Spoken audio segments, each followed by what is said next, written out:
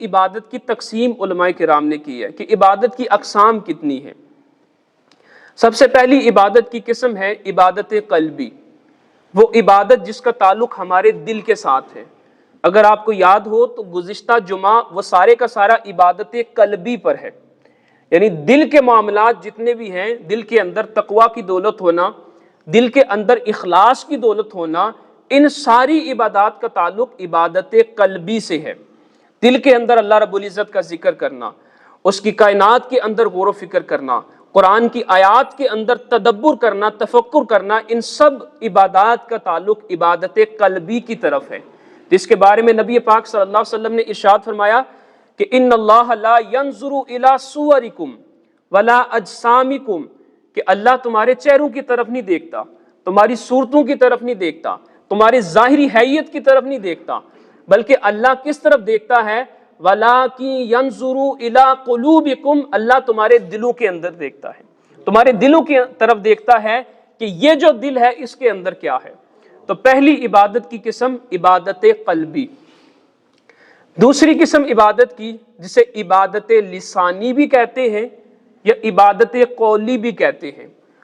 قولی یا لسانی عبادت وہ عبادت ہے جو ہم زبان سے ادا کرتے ہیں۔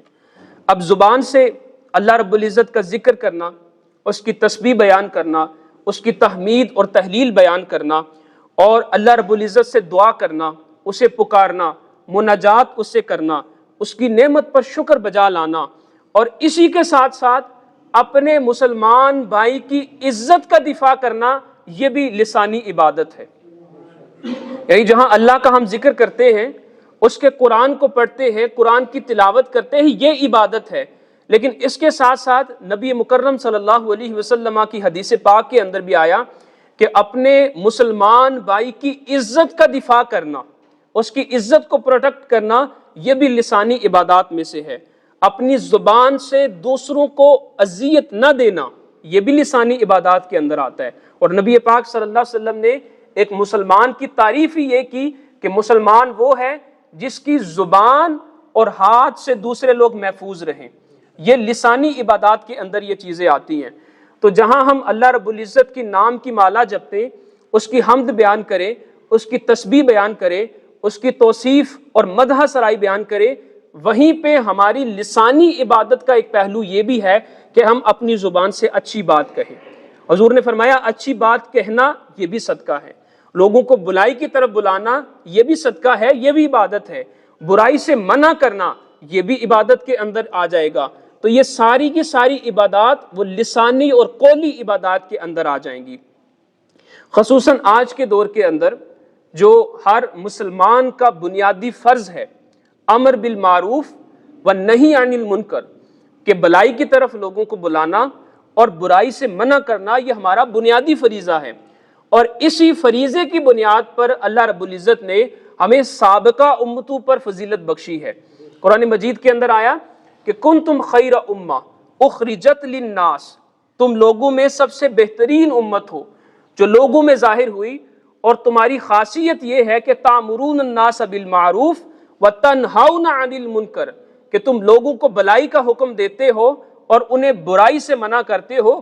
اسی وجہ سے تمہیں فضیلت بخشی گئی ہے۔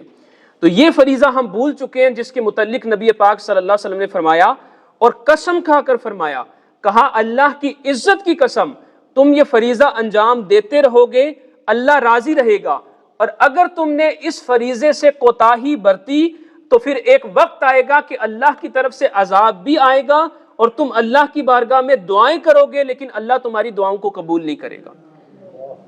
تو آج ہم میں سے کتنے افراد ہیں جو اس ذمہ داری کو ادا کرتے ہیں؟ بہت کم لوگ ہمیں معاشرے کے اندر نظر آتے ہیں۔ معاشرے کے اندر برائی اور فساد کا پھیل جانا، اس کی ایک وجہ یہ ہے کہ ہم نے امر بالمعروف اور نہی عن المنکر کرنا چھوڑ دیا۔ ہم کہتے ہیں یہ فلاں بندے کا مسئلہ ہے، وہ جانے اللہ جانے۔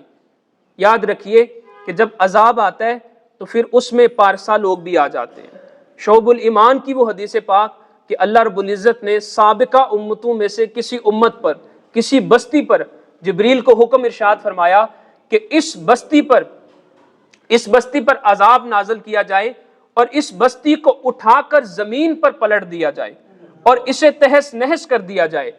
تو فرشتے نے عرض کی اے اللہ، اے کریم مالک، اس بستی کے اندر ایک نیک شخص ایسا بھی ہے، ایک پارسا شخص ایسا بھی ہے جس نے پلک جھپکنے کی مقدار کے برابر بھی تیری نافرمانی نہیں کی، وہ اتنا متقی ہے، اتنا پرہیزگار ہے، اتنا پارسا ہے، اتنا اس نے اپنی پوری زندگی کے اندر تیری تسبیح بیان کی ہے، تیری عبادت کی ہے، ذرہ برابر بھی وہ غافل نہیں ہوا، تو اے اللہ اس کو بھی عذاب دیا جائے۔ تو اللہ فرمائیں گے کہ اس بندے سمیت ساری بستی پر عذاب نازل کیا جائے،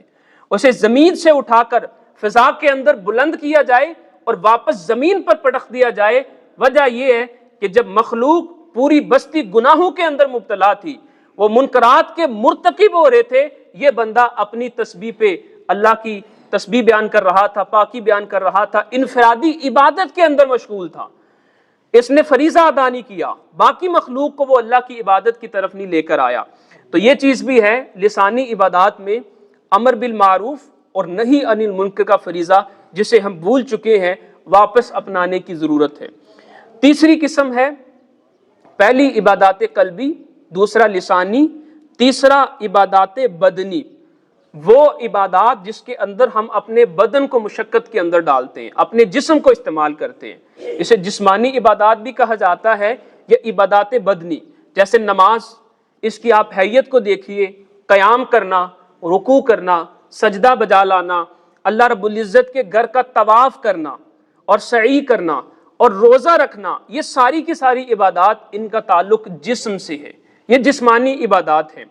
اور اسی طرح چوتھی عبادت جو تقسیم کی گئی ہے علماء نے، وہ عبادت مالیہ ہے، اپنے مال کو خرچ کرنا، زکوٰۃ کی صورت میں، فطرانے کی صورت میں، صدقہ و خیرات کی صورت میں، یہ بھی عبادات کی ایک قسم ہے۔ اگر ان مجموعی اقسام کو آپ سامنے رکھو تو جو ہمارے نزدیک ایک تصور ہے عبادت کا، وہ بڑا محدود سا ہے، اس تصور سے ہمیں نکلنا ہوگا۔